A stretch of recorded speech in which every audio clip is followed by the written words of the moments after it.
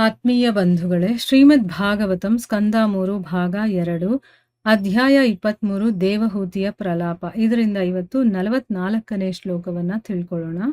ಶ್ಲೋಕ 44. ವಿಭಜ್ಯ ನವಧಾತ್ಮಾನಂ ಮಾನವೀಂ ಸುರತೋತ್ಸುಕಾಂ ರಾಮಾಂ ನಿರಮಯನ್ ರೇಮೆ ವರ್ಷಪೂಗಾನ್ ಮುಹೂರ್ತವತ್. ಅನುವಾದ. ಆಶ್ರಮಕ್ಕೆ ಹಿಂದಿರುಗಿದ ಮೇಲೆ ಕರ್ದಮ ಮುನಿಯು ತನ್ನನ್ನು 9 ವ್ಯಕ್ತಿಗಳನ್ನಾಗಿ ವಿಭಜಿಸಿಕೊಂಡನು. ಕಾಮಾರ್ಥಳಾದ ಮನುಪುತ್ರಿ ದೇವಹೂತಿಯನ್ನು ಸಂತೋಷಪಡಿಸುವುದೇ ಅದರ ಹಿಂದಿನ ಉದ್ದೇಶವಾಗಿತ್ತು. ಹೀಗೆ ಆತನು ಅವಳೊಂದಿಗೆ ಅನೇಕ ವರ್ಷಗಳ ಭೋಗ ಜೀವನವನ್ನು ನಡೆಸಿದನು. ಆ ದೀರ್ಘ ಕಾಲವು ಕ್ಷಣ ಮಾತ್ರದಂತೆ ಕಳೆದು ಹೋಯಿತು. ಇದು ಶ್ಲೋಕ ಮತ್ತೆ ಅದರ ಅನುವಾದ. ಈಗ ಭಾವಾರ್ಥದ ಮೂಲಕ ನಾವು ಇದರ ಅರ್ಥವನ್ನ ತಿಳ್ಕೊಳ್ಳೋದಕ್ಕೆ ಪ್ರಯತ್ನ ಮಾಡೋಣ. ಓದ ಭಾಗದಲ್ಲಿ ನಾವೇನ್ ತಿಳ್ಕೊಂಡ್ವಿ? ಕರ್ದಮ ಮುನಿಗಳು ತಮ್ಮ ಪತ್ನಿಗೆ ಬೇಕಾದಷ್ಟು ವಿಸ್ಮಯಗಳಿಂದ ಕೂಡಿರುವಂತಹ ಬ್ರಹ್ಮಾಂಡವನ್ನ ಮತ್ತೆ ಅದರ ವೈವಿಧ್ಯಮಯ ವ್ಯವಸ್ಥೆಯನ್ನ ತೋರಿಸಿದ ಮೇಲೆ ಮಹಾಯೋಗಿಗಳಾದಂತಹ ಕರ್ದಮ ಮುನಿಗಳು ತಮ್ಮ ಆಶ್ರಮಕ್ಕೆ ಹಿಂದಿರುಗ್ತಾರೆ ಅನ್ನೋದನ್ನ ತಿಳ್ಕೊಂಡಿದ್ವಿ. ಈಗ ಈ ಶ್ಲೋಕದಲ್ಲಿ ಹೇಳ್ತಾರೆ, ಆಶ್ರಮಕ್ಕೆ ಹಿಂದಿರುಗದ ಮೇಲೆ ಕರ್ದಮ ಮುನಿಗಳು ಏನ್ ಮಾಡಿದ್ರು? ತಮ್ಮನ್ನ ತಾವು 9 ವ್ಯಕ್ತಿಗಳನ್ನಾಗಿ ವಿಭಜನೆ ಮಾಡ್ಕೊಳ್ತಾರೆ.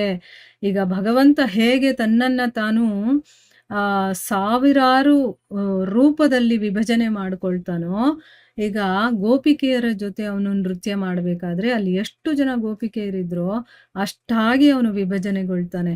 ಮತ್ತೆ ಅವನು 16,000 ರಾಣಿಯರನ್ನ ಮದುವೆ ಆಗ್ತಾನೆ. ಆವಾಗ್ಲೂ ಕೂಡ ತನ್ನನ್ನ ತಾನು ಅಷ್ಟಾಗಿ ವಿಭಜನೆ ಮಾಡ್ಕೊಳ್ತಾನೆ. ಅದೇ ರೀತಿ ಆ ಭಗವಂತನ ಭಕ್ತರಾದಂಥ ಕರ್ದಮ ಮುನಿಗಳು ತಮ್ಮನ್ನ ತಾವು 9 ವ್ಯಕ್ತಿಗಳನ್ನಾಗಿ ವಿಭಜನೆ ಮಾಡ್ಕೊಳ್ತಾರೆ.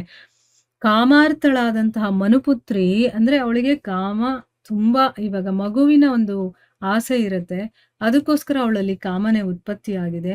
ಆ ರೀತಿ ಕಾಮಾರ್ಥಳಾದಂಥ ಮನುಪುತ್ರಿ ದೇವಹೂತಿಯನ್ನ ಸಂತೋಷ ಪಡಿಸೋದಕ್ಕೋಸ್ಕರ ಈ ರೀತಿ ಅವರು 9 ವ್ಯಕ್ತಿಗಳನ್ನಾಗಿ ವಿಭಜನೆ ಮಾಡ್ಕೊಂಡಿರ್ತಾರೆ. ಅಷ್ಟೊಂದು ಕಾಮಾರ್ಥಳಾಗ್ಬಿಟ್ಟಿರ್ತಾಳ ಅವಳು. ಸೊ ಇಲ್ಲಿ ತಮ್ಮನ್ನ ತಾವು 9 ಆಗಿ ವಿಭಜನೆ ಮಾಡಿಕೊಳ್ಳೋದರ ಹಿಂದಿನ ಉದ್ದೇಶ ಏನು ಅಂದ್ರೆ ಅವಳನ್ನ ಸಂತೋಷ ಪಡಿಸೋದು. ಹೀಗೆ ಅವರು ಅವಳ ಜೊತೆ ಅನೇಕ ವರ್ಷಗಳ ಭೋಗ ಜೀವನವನ್ನ ನಡೆಸ್ತಾರೆ. ಆ ದೀರ್ಘಕಾಲ ಅಂದ್ರೆ ಅನೇಕ ವರ್ಷಗಳು ಕಳೆದ್ರು ಕೂಡ ಅದು ಕ್ಷಣದ ಹಾಗೆ ಅದು ಕಳೆದು ಹೋಗುತ್ತೆ ಅಂತ ಅಂದ್ಬಿಟ್ಟು ಇಲ್ಲಿ ಹೇಳ್ತಾ ಇದ್ದಾರೆ. ಈಗ ಭಾವಾರ್ಥದಲ್ಲಿ ಗುರುಗಳು ಏನ್ ಹೇಳಿದ್ದಾರೆ ಇದರ ಬಗ್ಗೆ ಅಂತ ತಿಳ್ಕೊಳ್ಳೋಣ. ಇಲ್ಲಿ ಸ್ವಯಂಭೂವ ಮನುವಿನ ಪುತ್ರಿಯಾದ ದೇವಹೂತಿಯನ್ನ ಸುರತೋತ್ಸುಕ ಎಂದು ವರ್ಣಿಸಲಾಗಿದೆ. ತನ್ನ ಪತ್ನಿಯೊಂದಿಗೆ ಬ್ರಹ್ಮಾಂಡದ ಎಲ್ಲ ಭಾಗಗಳಲ್ಲಿ, ಮೇರು ಪರ್ವತ ಮತ್ತು ಸ್ವರ್ಗ ಸಾಮ್ರಾಜ್ಯಗಳ ಸುಂದರ ಉಪವನಗಳಲ್ಲಿ ಸಂಚರಿಸಿದ ಮೇಲೆ ಅವಳು ಸಹಜವಾಗಿ ಕಾಮೋತ್ಸುಕಳಾದಳು. ಆಕೆಯ ಕಾಮಾಭಿಲಾಷೆಯನ್ನು ತೃಪ್ತಿಪಡಿಸುವುದಕ್ಕಾಗಿ ಕರ್ದಮನು ತನ್ನನ್ನು 9 ರೂಪಗಳಲ್ಲಿ ವಿಸ್ತರಿಸಿಕೊಂಡನು. ಒಬ್ಬನ ಬದಲು ಅವನು 9 ಆದನು. ಈ 9 ಮಂದಿ ದೇವಹೂತಿಯೊಂದಿಗೆ ಅನೇಕ ವರ್ಷಗಳ ಕಾಲ ಲೈಂಗಿಕ ಸಂಭೋಗವನ್ನು ಹೊಂದಿದರು. ಅಂದ್ರೆ ಇಲ್ಲಿ ಸ್ವಯಂಭೂವಿನ ಮನುವಿನ ಪುತ್ರಿ ದೇವಹೂತಿಯನ್ನ ಏನಂತ ಹೇಳಿದ್ದಾರೆ? ಸುರತೋತ್ಸುಕ ಅಂತ ವರ್ಣನೆ ಮಾಡಿದ್ದಾರೆ. ಅಂದ್ರೆ ಅವಳು ಲೈಂಗಿಕ ಜೀವನಕ್ಕೋಸ್ಕರ ಅವಳು ತುಂಬಾ ಉತ್ಸುಕಳಾಗಿದ್ದಾಳೆ ಅಂತ ಅರ್ಥ. ತನ್ನ ಗಂಡನ ಜೊತೆ ಅವಳು ಬ್ರಹ್ಮಾಂಡದ ಎಲ್ಲಾ ಭಾಗಗಳಿಗೂ ಹೋಗ್ತಾಳೆ. ಮೇರು ಪರ್ವತ, ಸ್ವರ್ಗ ಸಾಮ್ರಾಜ್ಯ, ಸುಂದರವಾಗಿರುವಂತ ಉಪವನಗಳು ಎಲ್ಲ ಜಾಗಗಳಲ್ಲಿ ಸಂಚಾರ ಮಾಡಿದ್ಮೇಲೆ ಅವಳು ಸಹಜವಾಗೇ ಕಾಮೋತ್ಸುಕಳಾಗ್ತಾಳೆ. ಅಂತ ಒಳ್ಳೊಳ್ಳೆ ಜಾಗಗಳಿಗೆಲ್ಲ ಹೋದಾಗ ಅವಳಲ್ಲಿದ್ದಂತ ಕಾಮ ಇನ್ನೂ ಹೆಚ್ಚಾಗುತ್ತೆ. ಅವಳ ಕಾಮಾಭಿಲಾಷೆಯನ್ನ, ಅವಳಿಗಿರುವಂತ ಕಾಮದ ಒಂದು ಇಚ್ಛೆಯನ್ನ ತೃಪ್ತಿ ಪಡಿಸೋದಕ್ಕೋಸ್ಕರ ಕರ್ದಮ ಮುನಿಗಳು ತಮ್ಮನ್ನ ತಾವು 9 ರೂಪಗಳಲ್ಲಿ ವಿಸ್ತಾರ ಮಾಡ್ಕೊಳ್ತಾರೆ. ಒಬ್ಬ ಇದ್ದು ಅವಳನ್ನ ತೃಪ್ತಿ ಪಡಿಸೋದಕ್ಕಿಂತ ತನ್ನನ್ನ ತಾನು 9 ಮಾಡಿಕೊಂಡು ಅವಳ ಒಂದು ಕಾಮೋತ್ಸುಕತೆಯನ್ನ ಅವರು ತೃಪ್ತಿಪಡಿಸೋದಕ್ಕೆ ಪ್ರಯತ್ನ ಮಾಡ್ತಾರೆ. ಈ 9 ಮಂದಿಯೂ ಕೂಡ ದೇವಹೂತಿಯ ಜೊತೆ ಅನೇಕ ವರ್ಷಗಳ ಕಾಲ, 1 ದಿವಸ 2 ದಿವಸ ಅಲ್ಲ, ಅನೇಕ ವರ್ಷಗಳ ಕಾಲ ಲೈಂಗಿಕ ಸಂಭೋಗವನ್ನ ಹೊಂದುತ್ತಾರೆ. ಹೆಣ್ಣಿನ ಕಾಮದ ಹಸಿವು ಗಂಡಿನ ಕಾಮದ ಹಸಿವಿಗಿಂತ 9 ಪಾಲು ಹೆಚ್ಚೆಂದು ತಿಳಿಯಲಾಗಿದೆ. ಅದು ಇಲ್ಲಿ ಸ್ಪಷ್ಟವಾಗಿ ಸೂಚಿತವಾಗಿದೆ. ಇಲ್ಲವಾಗಿದ್ದರೆ ಕರ್ದಮ ಮುನಿಯು ತನ್ನನ್ನು 9 ವ್ಯಕ್ತಿಗಳನ್ನಾಗಿ ವಿಸ್ತರಿಸಿಕೊಳ್ಳುವುದಕ್ಕೆ ಕಾರಣವಿರಲಿಲ್ಲ. ನೋಡಿ ಇಲ್ಲಿ ಏನ್ ಹೇಳ್ತಾ ಇದ್ದಾರೆ ಅಂತಂದ್ರೆ, ಕರ್ದಮ ಮುನಿಗಳು ತಮ್ಮ ಹೆಂಡತಿಯನ್ನ ಸಂಪೂರ್ಣವಾಗಿ ತೃಪ್ತಿಗೊಳಿಸ್ಬೇಕು ಅಂತ ಅವ್ರು ಇಷ್ಟಪಡ್ತಾರೆ. ಅದಕ್ಕೋಸ್ಕರ ಅವರು ಆ ರೀತಿ ಮಾಡ್ತಾರೆ. ಹೆಣ್ಣಿನ ಕಾಮದ ಹಸಿವಿರತ್ತಲ್ಲ, ಅದು ಗಂಡಿನ ಕಾಮದ ಹಸಿವಿಗಿಂತ 9 ಪಾಲು ಹೆಚ್ಚಿರುತ್ತೆ ಅಂತ ಹೇಳ್ತಾರೆ. ಅದು ಇಲ್ಲಿ ಸ್ಪಷ್ಟವಾಗಿ ಗೊತ್ತಾಗುತ್ತೆ. ಯಾಕಂದ್ರೆ ಇಲ್ಲಿ ತಮ್ಮನ್ನ ತಾವು 9 ವ್ಯಕ್ತಿಗಳನ್ನಾಗಿ ವಿಸ್ತರಣೆ ಮಾಡ್ಕೊಳ್ಳೋದಕ್ಕೆ ಬೇರೆ ಕಾರಣನೇ ಇಲ್ಲ.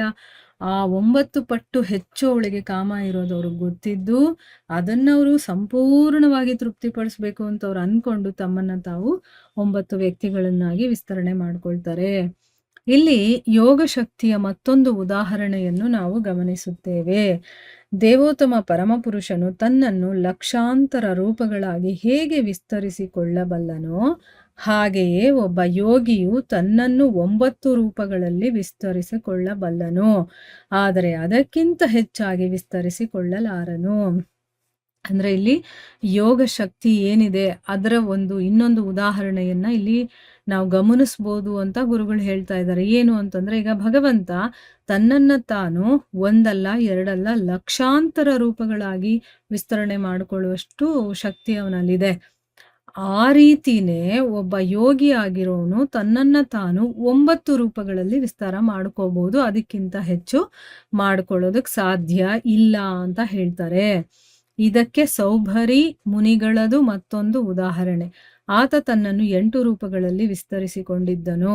ಆದರೆ ಒಬ್ಬ ಯೋಗಿಯು ಎಷ್ಟೇ ಸಮರ್ಥಶಾಲಿ ಆಗಿರಲಿ, ಅವನು ತನ್ನನ್ನು 8 ಅಥವಾ 9 ರೂಪಗಳಿಂದ ಹೆಚ್ಚಾಗಿ ವಿಸ್ತರಿಸಿಕೊಳ್ಳಲಾರನು. ಆದರೆ ದೇವೋತ್ತಮ ಪರಮಪುರುಷನು ತನ್ನನ್ನು ಅಸಂಖ್ಯ ರೂಪಗಳಲ್ಲಿ ವಿಸ್ತರಿಸಿಕೊಳ್ಳಬಲ್ಲನು. ಅದನ್ನು ಅನಂತ ರೂಪ, ಅಸಂಖ್ಯವಾದ, ಎಣಿಸಲಾಗದಷ್ಟು ರೂಪಗಳು ಎಂಬುದಾಗಿ ಬ್ರಹ್ಮ ಸಂಹಿತೆಯಲ್ಲಿ ಉಲ್ಲೇಖಿಸಲಾಗಿದೆ. ತಮ್ಮ ಎಂತಹ ಸಾಮರ್ಥ್ಯವನ್ನು ಅಭಿವ್ಯಕ್ತಪಡಿಸಿದರೂ ದೇವೋತ್ತಮ ಪರಮಪುರುಷನೊಂದಿಗೆ ಹೋಲಿಕೆಗೆ ನಿಲ್ಲುವುದು ಯಾರಿಗೂ ಸಾಧ್ಯವಿಲ್ಲ. ಇಲ್ಲಿ ಕರ್ದಮ ಮುನಿಗಳು ತಮ್ಮನ್ನ ತಾವು 9 ವ್ಯಕ್ತಿಗಳನ್ನಾಗಿ ವಿಸ್ತರಣೆ ಮಾಡ್ಕೊಂಡ್ರಲ್ವಾ, ಅದೇ ರೀತಿ ಇಲ್ಲಿ ಇನ್ನೊಂದು ಉದಾಹರಣೆ ಯಾರು ಅಂತಂದ್ರೆ ಸೌಭರಿ ಮುನಿಗಳು. ಅವರು ತಮ್ಮನ್ನ ತಾವು 8 ರೂಪಗಳಲ್ಲಿ ವಿಸ್ತಾರ ಮಾಡಿಕೊಂಡ್ರು ಅಂತನ್ಬಿಟ್ಟು. ಅಂದ್ರೆ ಇಲ್ಲಿ ಹೇಳ್ತಾ ಇರೋದೇನು ಅಂದ್ರೆ, ಭಗವಂತ ತನ್ನನ್ನ ತಾನು ಲಕ್ಷಾಂತರ ರೂಪಗಳಲ್ಲಿ ವಿಸ್ತಾರ ಮಾಡ್ಕೊಳ್ತಾನೆ. ಆದ್ರೆ ಒಬ್ಬ ಭಕ್ತ ಕೂಡ ತನ್ನನ್ನ ತಾನು ವಿಸ್ತರಣೆ ಮಾಡ್ಕೋಬಹುದು. ಆದ್ರೆ ಅದು ಎಷ್ಟು ಅಂತಂದ್ರೆ 8 ರಿಂದ 9 ಅಷ್ಟೇನೆ, ಅದರಿಂದ ಜಾಸ್ತಿ ಆಗೋದಿಲ್ಲ. ಇಲ್ಲಿ ಗುರುಗಳು ಏನ್ ಹೇಳಕ್ ಹೊರಟಿದ್ದಾರೆ ಅಂತಂದ್ರೆ, ಭಗವಂತನಿಗೆ ಸರಿಸಮಾನ ಅಥವಾ ಅವನಿಗಿಂತ ಹೆಚ್ಚಾಗೋದಕ್ಕೆ ಯಾರಿಂದನೂ ಸಾಧ್ಯ ಇಲ್ಲ. ನಾವು ಅವನಿಗಿಂತ ಕೆಳಮಟ್ಟದಲ್ಲಿ ಇರೋವಂಥವ್ರೆ ಅಂತ ಹೇಳ್ತಾ ಇರೋದು. ಒಬ್ಬ ಯೋಗಿ ಅವನು ಎಷ್ಟೇ ಸಾಮರ್ಥ್ಯ ಇದ್ರೂ ಕೂಡ ಅವನು ತನ್ನನ್ನ 8 ಅಥವಾ 9 ರೂಪಗಳಿಗಿಂತ ಹೆಚ್ಚಾಗಿ ವಿಸ್ತರಣೆ ಮಾಡಿಕೊಳ್ಳೋದಕ್ಕೆ ಆಗೋದಿಲ್ಲ. ಆದರೆ ಭಗವಂತ ತನ್ನನ್ನ ತಾನು ಅಸಂಖ್ಯ, ಇಲ್ಲಿ 1000 ಲಕ್ಷ ಅಷ್ಟೇ ಅಲ್ಲ, ಅಸಂಖ್ಯ ಅಂದ್ರೆ ಎಣಿಸೋದಕ್ಕೆ ಆಗೋದಿಲ್ಲ, ಅಷ್ಟು ರೂಪಗಳಲ್ಲಿ ಅವನು ವಿಸ್ತರಣೆ ಮಾಡ್ಕೊಳ್ತಾನೆ. ಭಗವಂತ ತನ್ನನ್ನ ತಾನು ಅಸಂಖ್ಯ ರೂಪಗಳಲ್ಲಿ ವಿಸ್ತರಣೆ ಮಾಡ್ಕೊಳ್ತಾನಲ್ಲ, ಅದನ್ನ ಅನಂತ ರೂಪ, ಅಸಂಖ್ಯವಾದ ಅಂದ್ರೆ ಎಣಿಸಲಾಗದಷ್ಟು ರೂಪಗಳು ಅಂತ ಬ್ರಹ್ಮ ಸಂಹಿತೆಯಲ್ಲಿ ಹೇಳಿದ್ದಾರೆ. ಅಂದ್ರೆ ತನಗೆ ಎಂತ ಸಾಮರ್ಥ್ಯ ಇದ್ರೂ ಅದನ್ನ ನಾವು ತೋರಿಸ್ಕೊಂಡ್ರು ಕೂಡ ಭಗವಂತನ ಜೊತೆ ಹೋಲಿಕೆಗೆ ನಿಲ್ಲೋದಕ್ಕೆ ಯಾರಿಗೂ ಸಾಧ್ಯ ಇಲ್ಲ. ಭಗವಂತನಿಗಿಂತ ಮೇಲೆ ಅಥವಾ ಅವನು ಸರಿಸಮಾನವಾಗಿ ಯಾರು ನಿಲ್ಲೋದಕ್ಕೆ ಸಾಧ್ಯ ಇಲ್ಲ. ಅವನು ಎಷ್ಟೇ ಸಾಮರ್ಥ್ಯ ಇದ್ದವನಾಗಿದ್ರೂ ಕೂಡ ಭಗವಂತನಿಗಿಂತ ಅವನು ಕೆಳಮಟ್ಟದಲ್ಲೇ ಇರ್ತಾನೆ ಅನ್ನೋದು ಅರ್ಥ. ಎಲ್ಲಕ್ಕಿಂತ ಉನ್ನತ ಮಟ್ಟ ಅಥವಾ ಎಲ್ಲರಿಗಿಂತ ಮೇಲ್ಮಟ್ಟದಲ್ಲಿರೋನು ಭಗವಂತ. ಅವನ ಹೋಲಿಕೆಗೆ ಯಾರು ನಿಲ್ಲೋದಕ್ಕೆ ಸಾಧ್ಯ ಇಲ್ಲ ಅಂತ ಇಲ್ಲಿ ಗುರುಗಳು ಹೇಳ್ತಾ ಇರೋದು. ಸೊ ಇಲ್ಲಿಗೆ ನಾವು ನಿಲ್ಸೋಣ. ಹರೇ ಕೃಷ್ಣ.